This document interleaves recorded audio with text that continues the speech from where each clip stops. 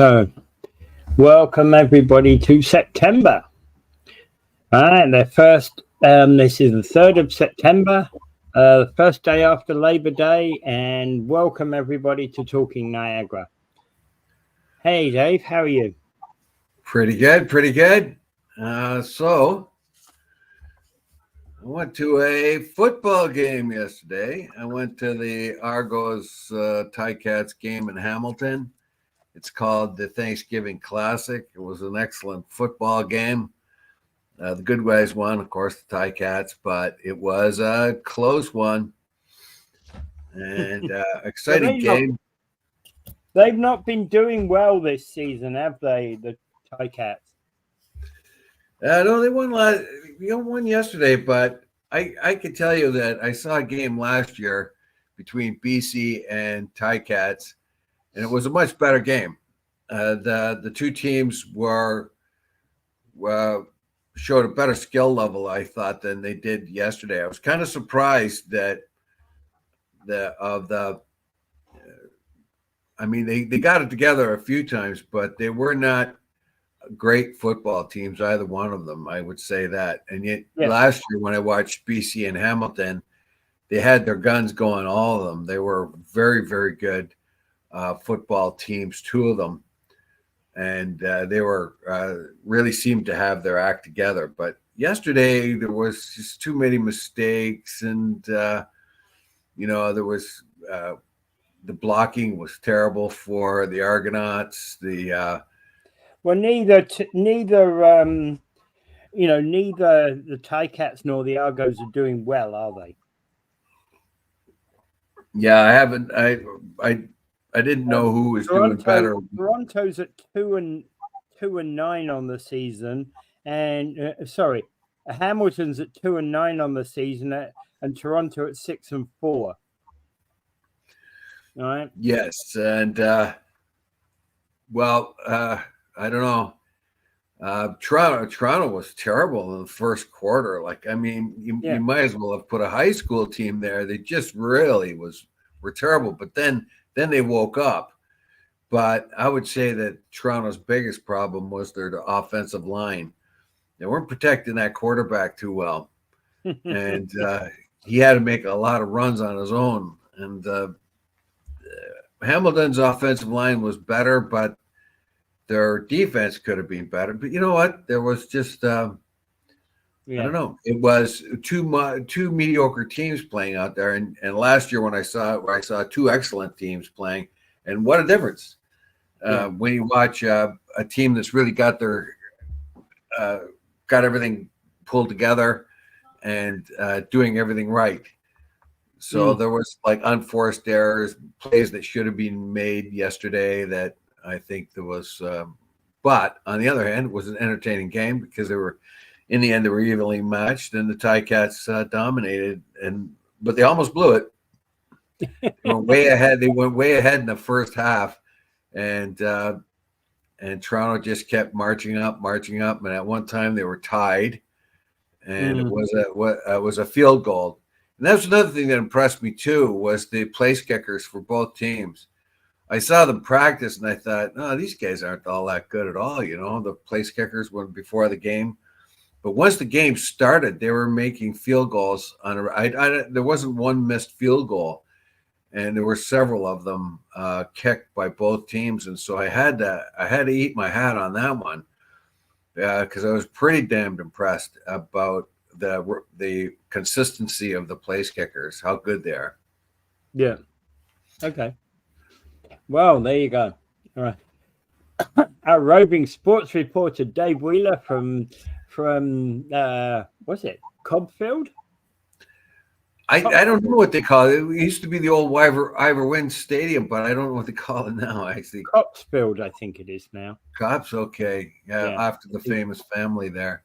Yeah, I think so. Sheila Copps, who could forget her? All right. So our local MPP Burch has basically been saying we need to invest in this incredible support system and not take it away. And he's talking about Big Brothers Big Sisters Niagara, who are basically facing or big sisters are facing decline in funding generally across the province. Yeah, that's sad, but you can see that like Ontario is terribly in debt, so is the whole nation, region too. And Ontario was handed a huge debt when they transferred to the Ford government. Was handed incredible debt accumulated by the McGuinty-Gwynn government. They haven't been able to haul it in, though. They've only made it worse. But you can see where there are attempts here and there to reduce cut back. And I think someone along the line has decided they're going to cut back 1% of the funding that goes to the big brothers, big sisters. And of course you think, okay, well, why are you cutting back on a service like that? I mean, that's a very important one that involves children. And right now I can tell you that I'm in Staples store every day for a couple of weeks now, trying to elicit, convince people to give donations to a school supply drive thing, because our local schools don't have enough supplies for their kids. As a matter of fact, the teacher from St. Pat's bumped me in and says, "Are you the ones that were given to St. Pat's?" I said, "Yes." And we're so happy. Thank you for that. You know, she was there actually buying, and I see this every day. Teachers coming in and buying supplies for the kids, because they don't get enough supplies from the government, and they have to augment it with their own salaries. Otherwise, they won't be able to teach these kids. And just about every teacher's in there spending their own money buying school supplies. Now they're very well compensated, the teachers, but still, nevertheless, they shouldn't have to be using their own money to make sure that the kids in their class have what they need. Yeah. And now big brothers and big sisters who work with the local schools and they help those marginalized kids, they're getting a cutback. I would say to the government of Ontario, yeah, find cutbacks, but geez, find ones that make sense. Don't cut back on the vulnerable people, of the ones that really need the help. I mean, of all the places to cut back, they're going to cut back on Boys and Girls Club by 1% only. I get that, but they haven't. But it's been stagnant. The funding's been stagnant for many years. So. Yeah, I was just going to say that. It's only a 1% cut. What are you complaining about, Dave? But so on top of stagnant spending, I guess I understand where you're coming from. All right. I note that our local NDP MPPs, Wayne Gates and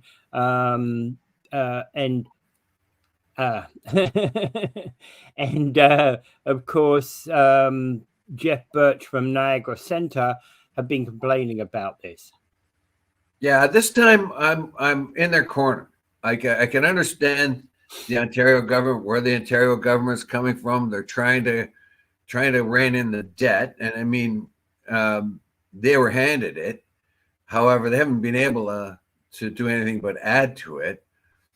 And so to find places to cut back where people will accept it are things, but they have to have all kinds of areas of fluff where they could cut back. There's got to be a lot. Like, I mean, you're not looking at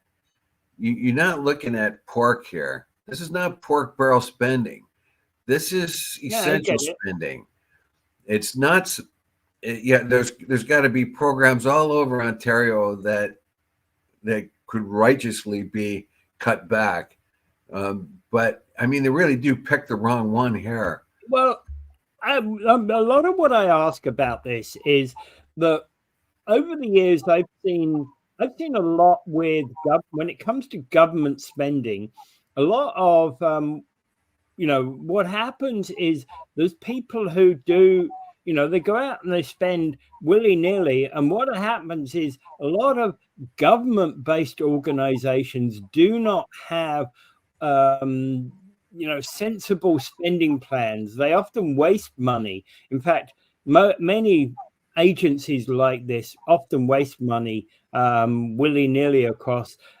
So often you could easily make a 1% reduction if you made them more efficient. I suppose so, but I can't really see Boys and Girls Club becoming any more efficient. They're probably underfunded as it is. And remember, this is a volunteer organization where people step up and sort of take on a big brother or big sister, and they take them on and as a big brother and sister. So, I mean, a lot of it's already like people are putting out their own money when they take a kid to the, I don't know, Canada's Wonderland or something like that, or take them to the library or whatever. They're taking their own time and their own money, usually not vast amounts of money or anything like that. But these agencies help identify kids in need, work with the schools. This is, if anything, this is a program you want to expand. If there's inefficiencies in it, it's pretty hard for me to see inefficiencies in a system like that.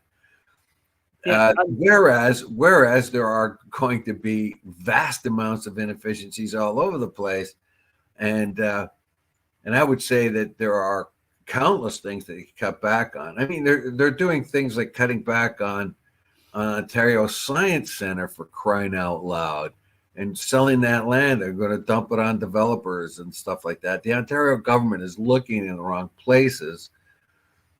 There's got to be lots of pork out there that they can cut. I'm afraid that a lot of that pork is tied to their supporters. Well, I would say one of the challenges with almost any government program is the waste inherent within that program.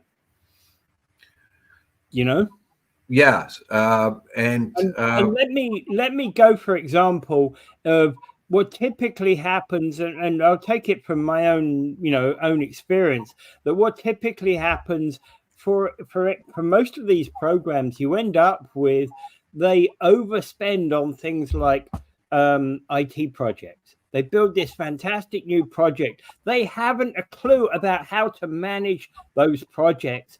So they kind of, whereas in the private sector, well, we will make sure that it actually is put in efficiently. They'll spend tens of millions of dollars going, I don't know whether this is the right thing to do or not. Well, quite right, but I don't think you could bring that to bear on the Big Brothers Big Sisters organization. I imagine they're going to need tech support, but because of their charitable sort of status and all that, they wouldn't be making expenditures that were outrageous. I would think they would probably be underutilized in those areas because they don't have the money to put it in the first place. I doubt very much you would find new efficiencies in the Big Brothers and Big Sisters organization at all. I'm pretty sure the government would have pointed that out in the first place. Or at least somebody in the staff would have, because these are organizations that don't have a whole lot of money. They have to count their pennies. You know what I mean? Yeah. So I would say that might happen on something like the what used to be the women's shelter, places like that get a huge amount of money from the government. Maybe their technical expertise is overdone or whatever. I can't really see that either. But the bigger ones you would think would be but this is a very minor outlay for the government in all, and it's really a lot of hands-on stuff. So I couldn't really see them overdoing their tech support thing. but Yeah. I could see that in a bigger No, charity. I wasn't talking about tech support, but I was talking about the way that they manage projects in most government organizations, because they do not have managers who understand project management. They spend millions when they don't need to spend millions, right? Anyway, the other thing that Chris talks about is cutting back on administration, become transparent about it. Well, they are. They're absolutely transparent. Like I would say in the bigger charities that get bogged down in Byzantine type regulations or inefficiencies, yeah, you could do that. As a matter of fact, I think it was the Oxfam. I think it was Oxfam, but I'm not sure. It was one of the big charities way back in the 80s, I think it was. They had a very inefficient system. It was all based on volunteers, and they had an organization, and they found that they were not spending their money efficiently. They were spending, for every dollar they were spending $1 in administration. It was basically just inefficiencies. Somebody got smart and hired a CEO for $280,000, and everybody was shocked and screamed their head off. What are you doing? Well, they hired a professional CEO, and with months, he had the thing. It was worthwhile spending, because he came in and he made the whole charity extremely efficient. Whereas you're now spending, the charity itself was actually, for every dollar it came in, over 80 cents of it was now going to the charity in charitable uses, and it was directed in an efficient way. So sometimes you have to spend money to save money, and to streamline the organization, and as what Chris says, to become transparent and all that. A group like Big Brothers and Big Sisters is hardly. It is transparent, because like it's all kind of mostly based on volunteering and so on. What does bisanimine mean? Yeah, I wonder whether you recognize the word, because I'm. Yeah. Bisanimine. Did you say something that was similar to that? Bisanine. Yeah, try it again, Chris. I don't know what it was you said. Anyway, yeah. Okay. So, yeah, the problem here is when you come to an organization like this that's mainly run by volunteers, how do you manage to keep spending down? Yeah, well, you're going to have to track. First, is somebody's a big brother, somebody's a big sister. First of all, you're going to have to screen that person. Somebody volunteers to be a big brother or a big sister. Yeah. Oh, yeah. Well, the first thing you're going to have to do is screen that person, because you have to make sure the child's safe. Yeah. So you can't if somebody, the very first thing everybody is going to have to do is go out and get a vulnerable sector check, like I've had to do with Kiwanis. Vulnerable sector check is basically a criminal check or arrest check. So if there's anything like in particular, what they're looking for is people who abuse children or old people.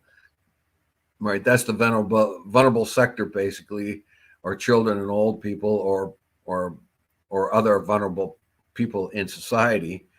So that's what they do. Now, a person like me who's 70 years old and goes for a vulnerable sector check, it's golden, because I couldn't have gone 70 years without having at least one mark on my record if I was inclined to abuse children or old people or anything like that.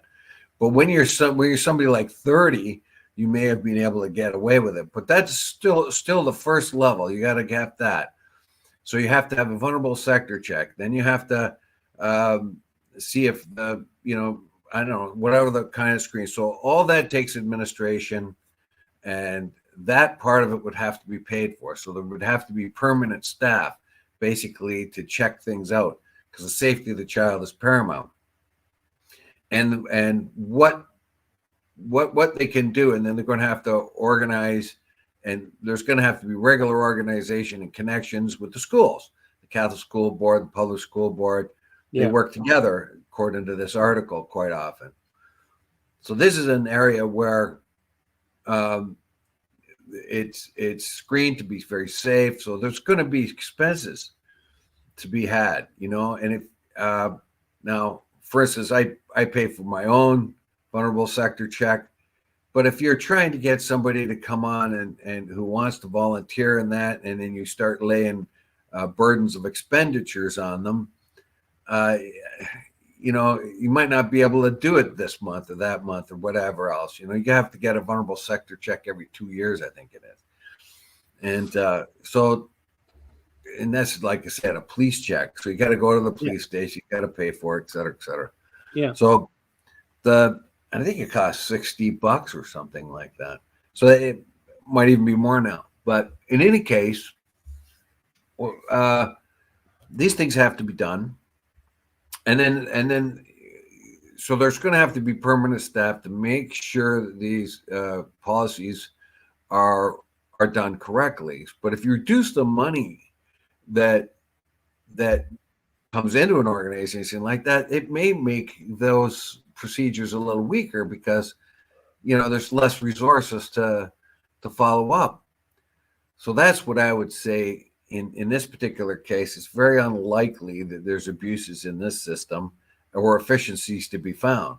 I would say the real big ones, like the mental health one that takes in a lot of money, the what used to be a woman's place, Burch, or whatever they call it now,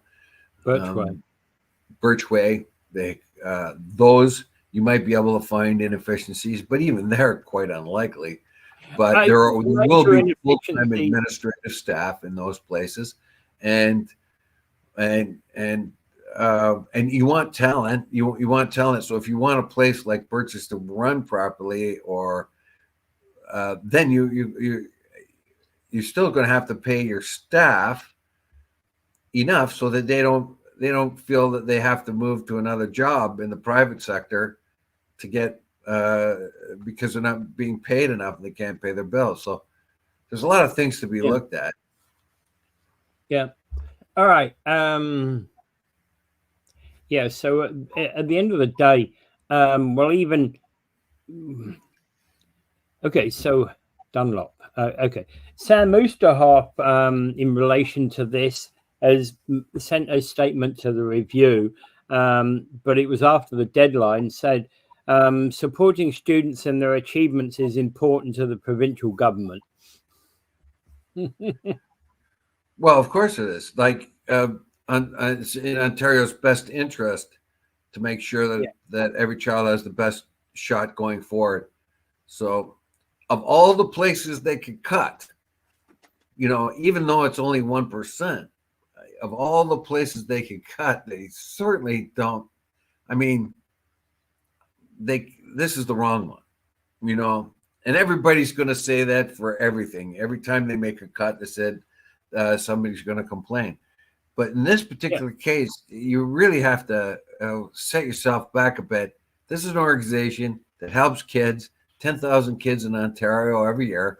I think it's a couple or 1,000 in this area, Niagara, and in the 12 municipalities of Niagara, 1,000 kids are being helped by that program and given a leg up. When they do something like this puts a strain on the public charitable sectors. So Salvation Army might have to pick it up a bit. Project Share might have to pick it up a bit. Organizations like mine, Kiwanis, Rotary and Lions will have to Boys and Girls Club will have to turn to them. Can you help us out? And that takes money and resources away from other things we have already done. Just a few things from what Big Sisters and Big Brothers and Big Sisters state is that mentored kids show 80% better school attendance, 17% increased likelihood of gainful employment, 13% more on average, 13% more on average, earning 13% more on average, sorry, didn't see that word, and have a 46% chance, reduced likelihood of initiating drug use compared to their peers. All right. That's a big one. That's a big one. Yeah. So you spend the money now so you don't have to spend it later. Look, if they could even improve those numbers even better, where like the kids 85% better school attendance than kids that aren't helped by this program, 85% better school attendance, 17%. If they could take that 17% and double it, and keep kids away from drugs and that, you're going to save money in the long run. This is an investment, because if you don't make this investment, you're more likely to get a kid on the street, and a drug addicted kid on the street, or homeless kid. That's going to cost you a lot of money over the time. An unproductive citizen in our society costs the Ontario government a lot of money, a lot more money than the 1% they took away from Boys and Girls Club. They're not looking at this properly. They're not investing. This is an investment in like an investment. I make an investment and I buy get the dividends for it later. If you invest now in kids, you get the dividends later. You don't have the opposite of a surplus basically later on. If you don't invest in them now, then you're going to have to pay for them later to try to get them back into the system. And you might destroy a few lives there if you look past your nose. The government, I understand they have to make cutbacks, but they have to make wise ones, and this is unwise. Yeah, fair enough. Okay, so moving on, provincial moratorium causes Niagara College's efforts to open more global campuses to come to an end. Yes, the bad press that the international school system has had, and is particularly in connection with Canada, the reverberations of that are going everywhere, including the schools that Niagara campus has opened up in other places, like in Saudi Arabia. Yeah. So right now, unfortunately, the school system has gone wild. There has been no sort of oversight on what's been happening. We hear constantly about students coming to the country ill-equipped, under qualified, and all of that, and way too many. And so Niagara College has colleges overseas and likely stepping stone into Canada. So the one in Saudi Arabia they opened, I remember there was some controversy about them opening them. I was completely in favor of them opening them up over there, because it would bring a few of the more positive Western values to a place like Saudi Arabia, whose culture impinges on the ability of women to advance in society. They seem to have the first colleges campuses they opened up there were for men only, and now they have actually quite a few women. I think of the 10,000 students, 6,000 of them are women, and they are in tech colleges trying to learn things that will contribute to the economy of the country. However, the government's not sure of what they're doing, and so they put a moratorium on it just to sort of kind of figure out what's going on. Okay, so this campus in Saudi Arabia is 10 years old, so it's been going quite a while. I would think that would actually be something you wouldn't be giving up on an instant, right? It's not campuses like this that I think are going to make be under investigation. It's other campuses. It's the whole, as you said, the whole international school issue, really, isn't it? International college issue. Well, it says Jill Dunlop, the same person we were talking about the last time in Boys and Girls. She was the minister who tried to tell everyone that the 1% drop was good because they're investing more money in whatever. It's the same lady. Same minister, same minister. Issued a memo in her final days as Ontario Minister of Colleges and Universities, ordering no new contracts or arrangements to offer post-secondary programs outside Canada until the ministry has a chance to review its entrepreneurial activities minister's binding policy directive. What does that mean? Dunlop said the freeze will cover the establishment of new campuses, partnerships, curriculums, licensing agreements, curriculum development, arrangements, corporate training contracts, et cetera, et cetera. So he says, we are still in the process of assessing what that might mean, and that would be from the Niagara College. And Niagara College says this came as a complete surprise. Now, I think this is we have found that there was a lot of corruption in the student applications into Canada, whereas students were coming, they didn't have enough money, they didn't really have the qualifications to come here, and they were going to private diploma mill type schools, a lot of them, and even the public universities were allowing them in. So rumor has it, with less amount of qualification, knowing even domestic students, about a huge number of them will fail in their first year. But this isn't people coming to get in with less than adequate qualifications. But this isn't people coming here. This is our colleges providing education abroad. I know. I'm saying that this is a reverberation because of that. I get it. And I do suspect that colleges outside of Canada, Canadian colleges outside of Canada, are also a stepping stone into Canada.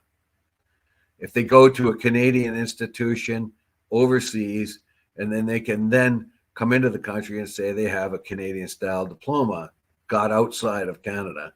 But I would imagine that is part of.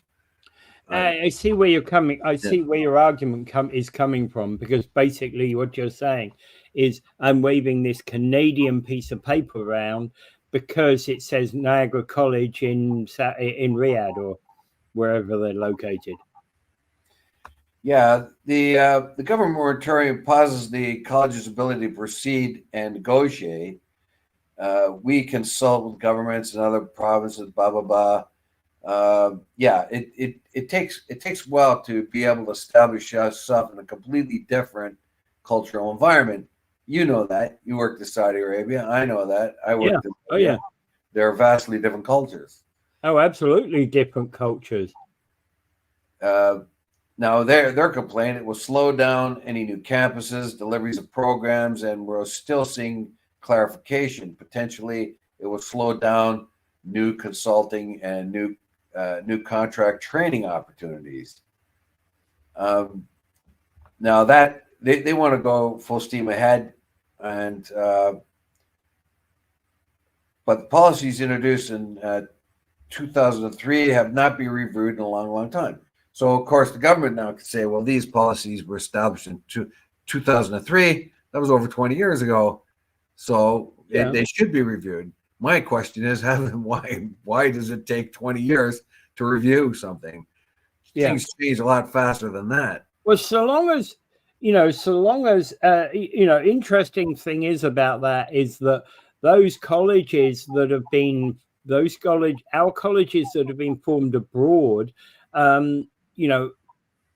providing they're not used as a kind of entry mill for Canada, I would see there's nothing wrong with it. Although this whole international student thing is something that does bother me.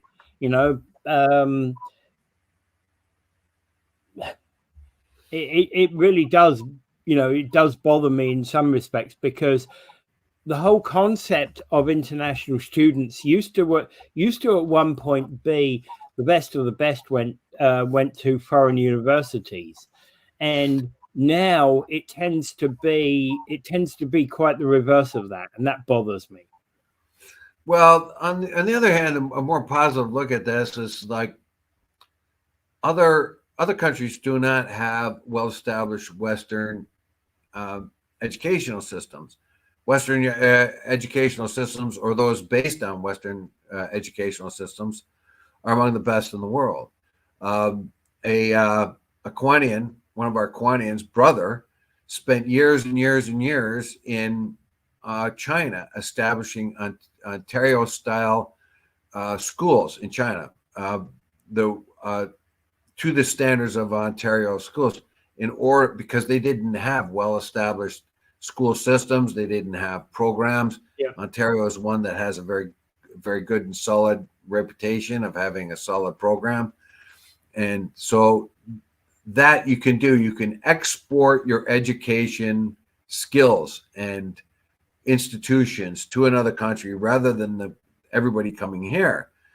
In this particular case, the probably the country of Saudi Arabia could see the advantages of having a Western style college level educational system in there for their particular population, and perhaps they thought that they wouldn't use it as a stepping stone to get into Canada. So there's always that most of them would actually get educated and stay in the country if the country has the opportunities for them. Yeah. So if you're going to be educated in oil technology, electrical, or any kind of engineering, you're definitely going to find, or civil engineering, you're definitely going to find work there. Accounting or any of those.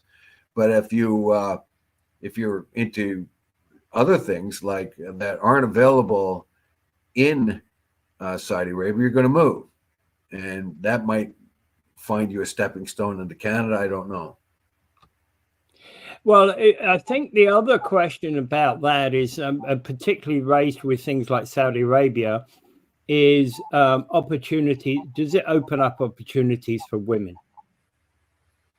Well, they claim they have, because originally they started with male only, and you could see that in that country they have restrictions. Well, we did too. Basically, we had cultural restrictions on women, and people forget this. The Kiwanis Club of Canada, Kiwanis clubs all over, Lions clubs, Rotary clubs, they were all men at one time. It wasn't until the 70s that they were opened up to women, believe it or not. And it's the same, I understand, with things like Toastmasters and that. Yeah, Toastmasters didn't open their doors to women until the 70s. Yeah. You would think it's strange. And there are, these were male-dominated areas. You think something like the Masonic Lodge, right? That's all men. Knights of Columbus, that's all men, kind of thing. So these are kind of organizations. So we can't really look at a place like Saudi Arabia or whatever, where they have a male-dominated society, without looking back on our own history. We've had the advantage of modernity. The Muslim world was at its apex between 700 and 1200, basically, or 1300. The Arab nations, where they were the leading nations, they were the most educated nations, they were the most advanced nations for those 600 or 700 years. But they have gone into decline, and the backward Western nations took over, basically, and it took a long time before women were able to establish themselves in equality and all that stuff. Remember, we didn't even get a vote for women here until 1920. Yeah. So when we look with a furrowed brow at a place like Saudi Arabia, it's easy. You're right. It's easy to remember that we were just the same not long ago. It's easy to be critical and not look back at our own history. That's for sure. Yeah. Yeah, well, how many immigrant women here? Like, how many Italian women never left the house? I Yeah, mean, the Italian women who came here as young women, 18, 19 years old, and never learned English because they never left their house. yeah, They're I just learned of a woman that's my age. When she went off to try to go off to university, her father wouldn't permit it. He wouldn't take her to the university. He wouldn't drive her there. When it came yeah, time for her to yeah, go, he refused to take her. He didn't want her to go. It was, that just didn't happen. Women didn't go to university. And so she had to find a different means. She had a loving father and a family and all that, but he was dead against her going to university, dead against her doing her traditional role of being a mother in a family. So we Europeans, and that goes also for Eastern Europeans, less so for Western Europeans, but uh, those cultural ideas that we see in Saudi Arabia that they have, or the other places in the world, we're well established here as well. We've moved away from them, but only very much in recent times. I yeah. mean, women's rights organizations didn't start till about the 1850s, and that was basically because the prosperity of the Western world. Yeah. Um, Yeah, and the thing is that, for example, doctors, women becoming doctors and that sort of thing was rare until the latter half of the 20th century. that's right. You So know, and much of that was to do with things like universities wouldn't let them in. yeah, As and much as anything else. yeah, so I don't know. It's a very, I don't know. Yeah, It's something we in the West have to realize that this is something in progress, and of course a lot of the traditional countries in the world are having a huge backlash against modernity, and we can see that in the Islamic movements like the Taliban and whatever else. But that they will lose in the long run, yeah. as did any kind of a backlash against women's rights that happened religiously or politically here in the Western world. So, All right. Okay, moving on. Ottawa purchased a $9 million luxury condo for its ambassador in New York. And Pierre Poilievre tried to make actually a scandal out of this. But in fact, in reality, the question about this was that they have a mansion in the old consular residence. It has been put on the market for $13 million. And actually, so the government stands to make $4 million on the deal overall, but also that that mansion needed $2.6 million of renovations on the old residence to bring it up to modern standards. So overall, the government's making a wise move here by the looks of it. yeah, this article just is a kind of a warning to Poilievre, or at least, and actually it says Poilievre should worry about this, but there's nothing in the article that says Poilievre is the one that said anything about it. It was other conservatives have. Of course, they're looking for anything the excesses of the government. So normally what they see is excess spending, pork belly spending from the liberals, and they're glad to tell you all about it. In this particular case, they jumped on a real estate deal that was happening. And what happened is the Ottawa already owned a home for its ambassador, right? And Every nation does, right? Every nation does. And and they're going to buy a $9 million luxury New York condo, and of course conservatives jumped all over it without looking into it. Aha, more wasted money, blah blah blah blah blah. Well, it turns out we already have one that's worth more than that, $13.5 million, and also needs $2.5 million renovations. So they said they downsized, basically. They basically downsized. They were sold this one and moving into the other one, which gives us a net profit of about, what, $4 or $5 million. Yeah. So this is one they really messed out on. They messed up on this. And the warning here is, don't jump on everything. Do your homework. They have accused the government continually of not doing their homework and not looking things thoroughly. In this particular case, they did exactly that. They started yapping before they looked. No one looked into this. What exactly is it? Yeah. Is it as bad as it looks? As a matter of fact, it's better than that. It's actually a wise move. And I think the warning is out there, you can't complain about everything the Liberal government does, because there are people there who are actually good civil servants who try to do the right thing. In this particular case, they've advised the government, look, this one costs a lot. We can get this one, really nice one, for $9 million and dump our one for $13.5 million and make a profit. Yeah. Well, we can consular residences in other countries, it's an important thing you get that right, because, $9 million sounds a lot of money for a new home, but the consular residency also has to have a lot of security. I doubt that, I would imagine that is probably a one floor of whatever the building that they're going to do, because they have to have, they have to have security, et cetera, et cetera. They have to make sure that the ambassador's secure at all times.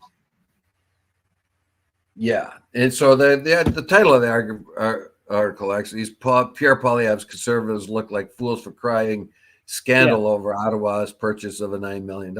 So they didn't really look into it.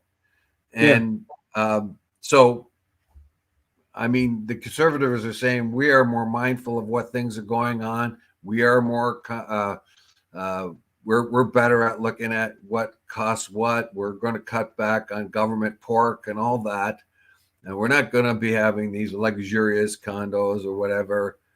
But in this particular case, they got it wrong, because they started lipping off before they looked into it. And it's exactly the kind of criticism they have of the Liberal government. The Liberal government is inefficient. They don't look into things. They don't do their homework. And here's a perfect case where the Conservatives just fell into that same zone of leaping before they looked. Yeah. All right. Yeah, and it's an oddity, that one, because it does sound, on the surface of it, hey, it does sound like a lot of money, $9 million for a Manhattan apartment. But you do have to, there's a lot of things you have to consider about an ambassador's apartment, place of residence anyway, because that residence is not purely a residence. It serves other functions as well. Like he will have an office secretary and things like that in there. Well, it does. It points out how much the other countries are paying for the similar thing, and it says, I think the Italian one is like around 20. Yeah. Because more than 130 consulates are located in the pricey Manhattan. Italy bought a townhouse for $35 million in 2022. Yeah. Britain bought a residence for $21.5 million in 2019. So by those standards, Canada's buy is a bargain. Yeah, absolutely. Yeah. And 20, I don't know why everything has to be so. And if you look at it, it sounds like $9 million sounds like a lot, but you can't find a house in Niagara Falls, a family house in Niagara Falls, for under $700,000, and that would be a pretty modest one right now. So if you can, call a decent house $1 million in Niagara Falls, 9 of those, that's not that much. And Italy's townhouse for $35 million, that's a stonking amount of money, right? For a country found that's that. always having that has economic problems out there, yin yang, and has got way too much debt in the first place. Yeah. But, and again, Britain, 21.5 million. Again, residence doesn't describe what the residence is in that regard, but, countries, other countries will always spend quite a lot of money for their ambassadors, because the ambassador's home is not just a home.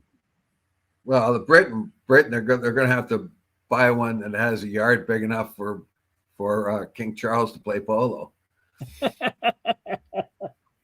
Well, yeah, and it serves as a residence for people like that as well. There you go. Yeah.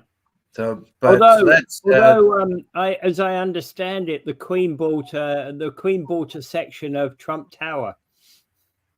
She may have. Remember the Queen, Tony Blair. Like, it's very, very surprising when the Panama Papers came out, and then later on the Paradise Papers came out that revealed the investments. So you find people like Putin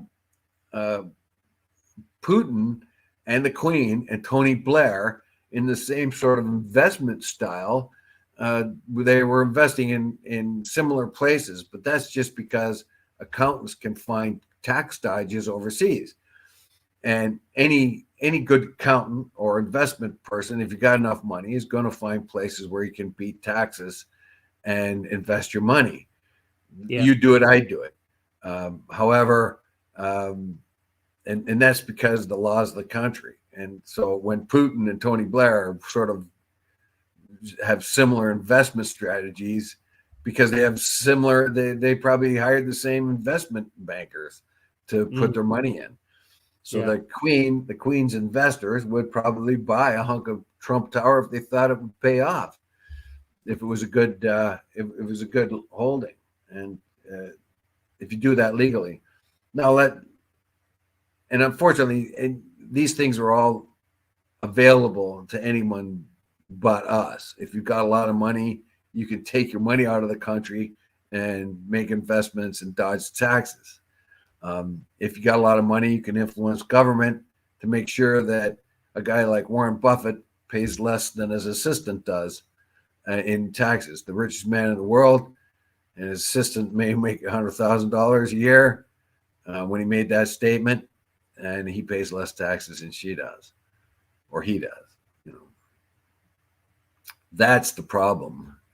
It's who's that kind of thing. But anyway, that's off the topic a bit. Anyway, so I think we're pretty close to the end here. Anything else you might add onto this subject? Well, it was just basically the article was a warning. You look like idiots for bringing this up without looking into it. That was pretty much the article. Yeah. It was well researched. I mean, it was a very good article, because this is the type of article you'd like. It did have an opinion laid into it, but it did point out that this was actually a savings for Canada, and the Conservatives jumped on all over it before realizing before they leap, kind of thing. But they mentioned Polyev, and Polyev was never quoted in this. It might not have been him at all. It might be other Conservatives who thought they'd dig that into. I never heard Polyev say anything about this so far, and he's not usually the quiet type. Yeah. Okay. Total of 85,000 tons of bombs have been dropped on Gaza. Sorry, I realized I put tons with metric tons. It's actually American tons. So let me correct that thing. So 85,000 tons of bombs dropped on Gaza. By comparison, the Battle of Britain saw 20,000 tons of bombs dropped on London, and in Hiroshima, 15,000 tons of bombs were dropped on Hiroshima by the Americans. So comparison, Gaza is outstripped all of those historical milestones. Yes. In the tiny place of Gaza, which is the size of Philadelphia or the size of Detroit or the size of Grenada, pick your size comparison. It's 25 miles long and about 5 miles across, 5 or 6 miles across at its widest. Yeah. It's got 2.3 million people in it. So it's like you're bombing a city like Detroit or bombing a city like a concentrated city like Philadelphia, even more concentrated than those cities, or the island of Grenada, which is that's the size of it. Those are the sizes of, and there's more bombs being dropped on Gaza than throughout the whole war that landed on London, Dresden, and Hamburg, all combined. Yeah. All combined. Yeah. A little, highly concentrated little place. I have said this over and over again. The United States in particular, but the West in general, will never be forgiven for the atrocities they're allowing to be committed there. There is in this article, it says that Israeli Air Force pilots have refused to hit buildings where they know there are many people living in them. And there's I think 120 different times Israeli flyers have refused to fly and hit a target they know there was a lot of innocent people in it. And one here, it talks about one of the pilots refused to hit an apartment building. He knew by the signatures, I guess it was infrared signatures of all the people that were living in there, because there was too many innocents. Another pilot took the job and wiped it out and killed, dozens of people. Of course, they don't even know if they got the Hamas guy, if there was one in there. Yeah. So this is the United States are just liars. I don't know if it's because of Biden being weak and demented and all that, but we do know that this is a horrific, immoral thing that the United States is supporting here, and we are turning our back on it. How come we're not talking about this? I want to see what Poilievre. I want our prime minister to go there. I want him to go into Israel and say, "Look, enough," or at least come on television. That's enough right now. Never. And they don't. They avoid the subject because it's controversial. But this is a moral question, and you have to stand up for what's right. This is an abomination that's going on there. Abomination. They are killing willy-nilly all over the place. They're making their hostages more vulnerable now. The 6 hostages that were just executed by Hamas. I'm not even sure it was Hamas. It could be one of the other Islamic groups in there. But they killed the hostages because the Israeli army was getting too close. But the 6 prior to that were killed by Israeli military operations. And we don't know how many other hostages were killed by, well, a bunch of them have already been killed by Israeli military options. And if anything's going to stop the war, it's going to be the pressure of the Israelis themselves on the government to bring those hostages home. I think Netanyahu has pretty much written them off. He'll use them as an excuse to continue the war in the most bloody and gory way that he can possibly do. And this is just unbelievable. How many bombs in that little space? Imagine Detroit being bombed for 10 months. Yeah. Detroit, where the people couldn't leave. And they're saying, okay, go to the east side of Detroit because we're going to bomb the west side. Now go to the south side because we're going to bomb the north side. And then once you're there, okay, well, we bomb it anyway. And they're starting to do the same thing in the West Bank. Yeah, yeah. They're an evil regime. But it's like They have given over to the evil nature. Yeah, the tonnage is spectacular, and as you say, more than key cities, more than the total bombage that was dropped on key European cities during the Second World War, right? I was in the little country of Laos, well, 5 or 6 years ago, and when I was touring around, well, it was back in 2017, so it's well now. So I went around Laos and Cambodia and all that, and Vietnam. I saw where the Americans had bombed.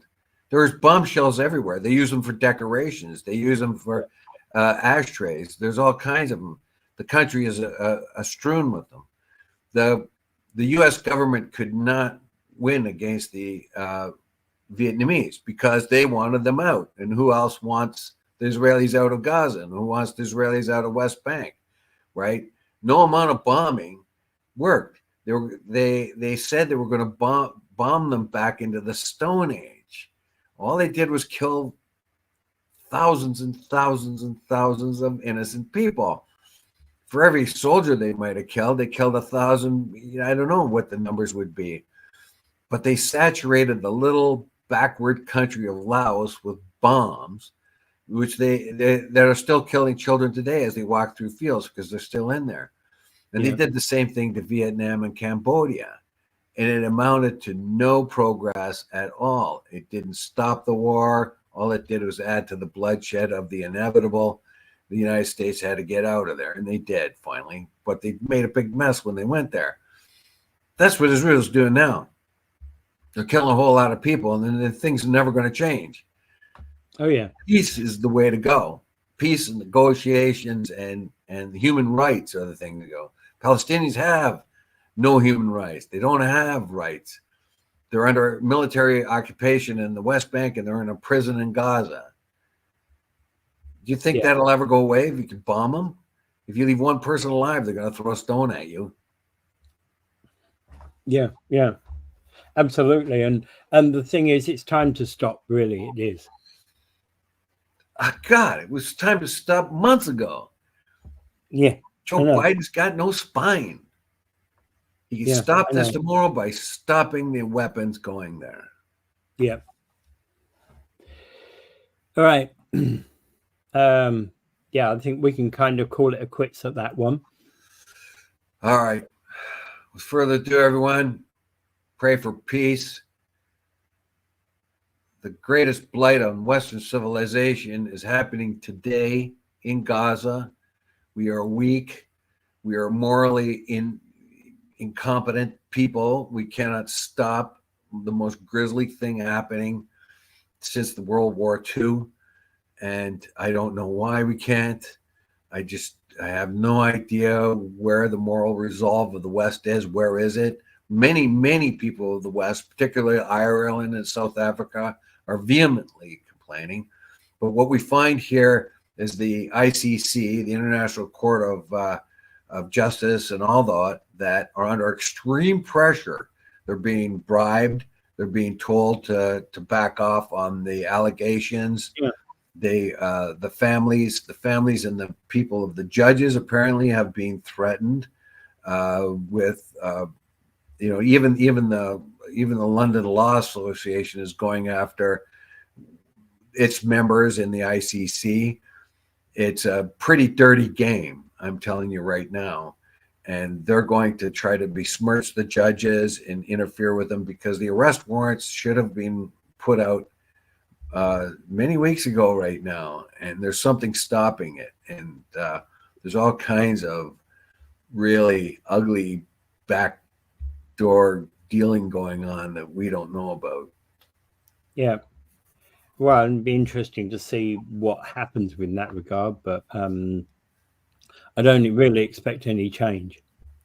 It is grotesque murder on the most gruesome side. I don't think we've seen this kind of deliberate murder since World War II. Yeah, and the same sort of poison has infected the Israeli government as it did the German government back in World War II. Yeah. All right. Well, thank you, everybody.